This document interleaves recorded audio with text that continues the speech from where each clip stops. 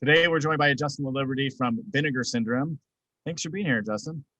Thanks for having me. We're going to chat today about what you do at Vinegar Syndrome, what Vinegar Syndrome is, and just kind of the archiving and restoration process that goes into your films. So first and foremost, who are you and what do you do there? I'm the archivist for Vinegar Syndrome, so I maintain our library of film elements, so negatives, prints, kind of everything that you can get from producing a movie. And then I also maintain our database of records of, knowing what we have and where it is and things like that. So Vinegar Syndrome is a specialty label. You want to kind of walk people who are unfamiliar with that label, kind of what is the brand and what kind of products you all look to put out? So we're a genre cinema label. So we put out, a lot of horror movies, exploitation, some action, some sci-fi.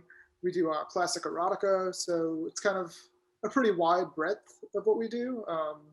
And I think there's something for everyone. But yeah, it's very much genre focused. There's a big community out there that are really supportive. Yeah, one thing that's different between Vinegar Syndrome and some of the other specialty brands is you all seem to find titles that seemingly didn't exist prior to this restoration, and you treat them in the same way that Criterion treats the so-called classics. I guess that's such a unique process. But how do you guys find these titles? Are they really in the back of your minds, like, oh, I remember seeing this in 1987 or hearing about it, or is it just being in the industry, going to festivals and being in conventions and things like that, titles come up naturally, or how does it work when you discover a new title? It's kind of everything. I mean, a lot of us, the company, everybody that works there loves this stuff. We're not a company built up of people who are just kind of chasing whatever like the hottest thing is. We're all really passionate about what we do. So we all kind of bring different things to the table. Some of us are really into horror movies. Some of us are more into action. Some of us are really into the classic erotica. So we all have areas that we're like really passionate about and what we like and what we know. And we just kind of go after those things. We look at this film that we love hasn't been given the treatment that we'd like to see it get. And we go after it. We find out who owns this movie, where's the negative, where are the elements that we can get in and restore it from, and how to make that available to people who haven't seen it, and how to get people who haven't seen it excited to see it too. So it all just kind of comes from a place of passion. And sometimes it's, we're looking through what a studio or distributor has, and we're going, oh, these titles are great, let's put these out. But other times it's just like, hey, I really want to put this movie out, let's find it. Yeah, and some of the titles, you just looking through your massive collection online, they're titles that aren't from a big studio, and most of them I would say aren't from big studios. So I'm guessing it's incredibly difficult to track down producers or who owns the rights, and then sometimes the rights holder might not be who has the negative, right? Right. Yeah. I mean, that's often the case. It's a lot of these films are produced independently, or they're produced by companies that no longer exist. So you kind of have to, finding the rights is one piece, and then finding the material is a totally different piece. There's times where it's really fortuitous and you get both, but oftentimes, yeah, you get the rights and then you're looking at private collectors, other archives. You're just kind of going, casting as wide a net as possible to see what you can find. And then what goes into when you track down, finally get the print, you have it in hand. What's the first process that you guys do, I guess, in terms of getting it started and getting the restoration started? So typically, if we find a negative or a print or whatever we're going to use to do the restoration, we'll have it shipped to us in Connecticut, which is where we are. And obviously, I'm not in the archive right now. I'm in my home. But once things come into the archive, I'll keep them for safekeeping. I'll make sure they're climate controlled. Look into the condition of whatever arrived, make sure it looks complete. That it's not like molded or smells bad. Things like that. Make sure everything's optimal and can run through our scanner. And then these materials will go through a scanner. So they get scanned in, 2K or 4K. And then from there, it's all up to our restoration artists. They really kind of make it come alive. It's, as far as I'm concerned, I'm like the first step where I make sure the material is safe and sound and that it's in good condition. And then they scan it and then they make it look good. You know, what you get on a Blu-ray, what you look at, that's the work of our restoration artists. They're removing scratches and dust and going through frame by frame. It's really tedious work, and I mean, it's really rewarding. You get to see something that didn't look good before look amazing now. Yeah, there's nothing more rewarding than, like for me, it's vacuuming a dirty rug or something, right? It's like the instant gratification. I'm certain, it's much more so when you take something that's really beat up and get it looking really good and clean. When the film arrives to you, I guess, assuming that it wasn't kept perfectly, let's just say, and it's dirty and it's got, grime and so on and so forth on it, are you the one that actually goes through and cleans the physical film? Yeah, so I'll take a look. You know, more often than not, you kind of run into that stuff with prints because they were projected.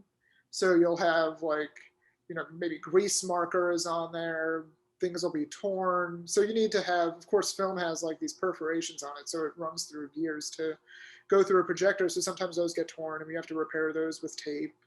And there's all kinds of things that can end up getting on a print. You know, sometimes there's water damage, sometimes there's mold, there's dust. I mean, oftentimes there's a lot of dust because these things are likely not being opened up and looked through often, or if ever in, you know, decades. So yeah, I'll go through and kind of clean things up, make sure everything's good. You don't want to put anything on a scanner that isn't, you know, at least repaired. And then I guess, are there examples where you wouldn't have like the actual camera negative for a print? Or I guess, there's certain, restorations and Blu-rays I have where they had the theatrical negative and it looked great, but they wanted to do like some long, sought after deleted scenes and restore them into the film, but they were done from, different techniques. Have you had to deal with that yourself, like in terms of like maybe finding, I guess, like a VHS copy or a Betamax or anything like that, and you had to restore or archive those type of things, and how does that work?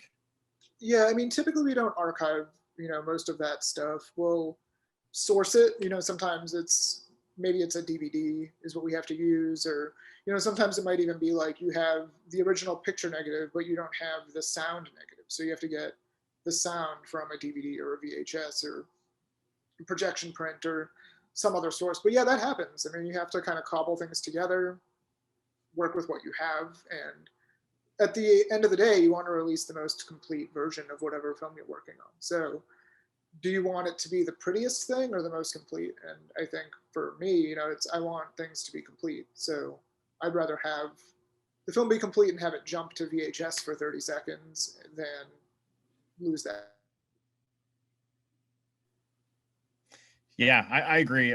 It's not ever been that jarring like when that happens, but it is kind of cool. It's like, ooh, this is something I haven't seen probably before. So it is like, even though it's not perfect when that happens, it is kind of a fun moment of, what are we getting in this weird scene, or hopefully weird scene? Because occasionally they're like, well, I see why they cut that, but it's always fun when there's like, extra gore or a lead up to a scene like that.